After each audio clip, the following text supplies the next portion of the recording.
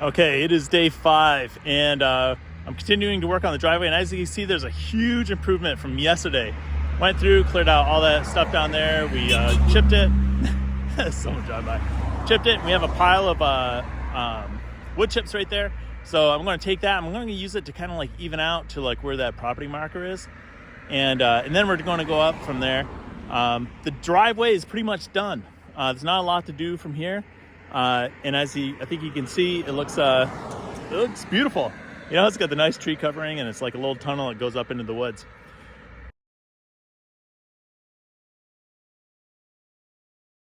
So I'm going to work on that, and then I'm going to head back into the woods, and there's some more drainage work that I need to do, and I'll show you that once we get there. Okay, I've been working on the wood chips, and as you can see, it's pretty flat. I took my truck and I drove over it. You see my truck is over there right now. I drove over it a few times to pack it down, and then, you know, kind of even it out from there. And then if you look up here, there's our driveway. It's nice and clean, going all the way up. Now you see up there, right there, there's some logs, and I'm going to move those. I'm going to kind of use those logs to border the driveway to, you know, better define it, try to make it look pretty if I can. All right, cool. So the beginning of the driveway is looking good. You see I was able to pull my truck in there, and there are some roots or stumps right in front of the truck, so I can't drive any further. We'll have to get those removed, but for the most part it's pretty clear. And then I just took this part out. This was all logs and stuff, and you can see I stacked a lot of them right there. I put a lot of them over on the side just to kind of like get it out of the way and kind of like mark the boundary. And then you see the rest of the driveway goes right up there. So yeah, it's pretty clear.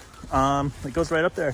What I'm going to do now, I'm going to look at another soggy part of the land and see if I can fix that. I'll show you once I get up there. Okay, so I'm about, I'd say like halfway up the driveway once it turns the corner and comes up. And you can see that, you know, this is the ditch that I built that runs along the side of it. But then as you come up here, where that shovel is, there is another culvert right here. So with that goes, you see there's some water running through there, so it's definitely, you know, active, and there's more water that runs through it when it rains, and especially probably in the spring. But it crosses the driveway over here and comes out right here, but it doesn't really go that far back in there until it just flattens out. There's no defined creek for it to follow, and I don't know how well you're going to be able to see it here. But there's a Volkswagen down there, sort of like right about there. Yeah, right there. There it is. There's the Volkswagen, and so it kind of drains into there and that whole area there. So what I'm going to try to do is I'm just going to walk around, try to figure out like where it's going. Where's this water going? And then what can I do about it? Because that's what I want to do. I want to be able to fix that so it's not, you know, that whole land becomes unusable because it becomes swampy and wet. So I'm going to try to figure that out, and I'll let you know what I find. Okay, I followed the stream down. It comes down down here, and then as you can see, it comes down through here. But look at this. From here, it goes into the ground, and hopefully it doesn't go too deep, but it just kind of disappears into there and goes off into there somewhere. So I think, you know, looking at the vegetation, those types of weeds, I think that is pretty much kind of like swampish, swamplandish. So I'm not quite sure what to do about that. We might have to get that thing that Julie was telling me about, like a ditch witch, to just drill something through here. Because there is, way down in that corner, where am I here? Yeah, see how that trailer is? Down in that corner over there, there is a drainage. And that's where I'd like this water to go, straight to that drainage, so it doesn't make this land all swampy and unusable. So I don't know, we'll see what we can do. Okay, I've had an idea. Now, I'm at the place where the water goes into the culvert right here, and I found that you know, when I was working on the ditch a little bit more, like up here, and I found like right here that this water, a lot of this water is coming from this spring, which is right here. And I thought at first, I'm like, why didn't I direct that water to go into the culvert?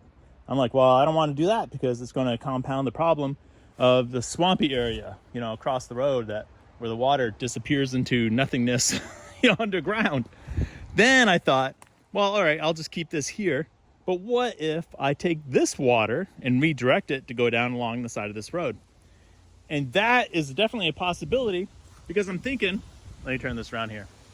I'm thinking that if we can divert all the water down the road where we know it's flowing and it's going to a safe place, it's going into the correct place that we want it to, then we might not even have to worry about this culvert at all and all the water going downhill. We can direct it to go off to the side of the property. And I did follow that water, and maybe I'll show you once I get down there, but it is going into a drainage system, which is part of it goes into the city's drainage system. And it actually eventually goes across the highway, or the road rather, down there. So that's where we want the water to go. We don't want it swamping our land. So I'm going to talk to Patty, the property owner, my sister, and then see what we want to do from there. Because it might be just as easy as just redirecting this water down this ditch. And if we do that, there's going to be more water going down this ditch, of course, going down here. So then I think it'd be easier to like dig this out and make it a proper ditch, you know, where we fill it in. Like my father was saying, we fill it in with crushed stone. So then it's protected and it's longer lasting and it's not going to give way to erosion. So we'll talk to Patty and see where we want to go from there.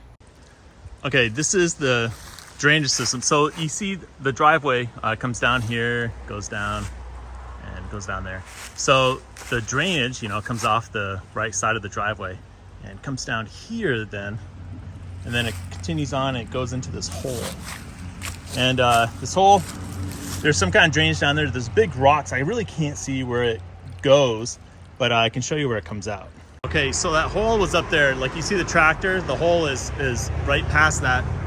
And then it comes down here, there's the property marker. And that's where the water comes out, is down there. And then it goes down in there. And there's a culvert that goes down under the road. And then it goes down over there.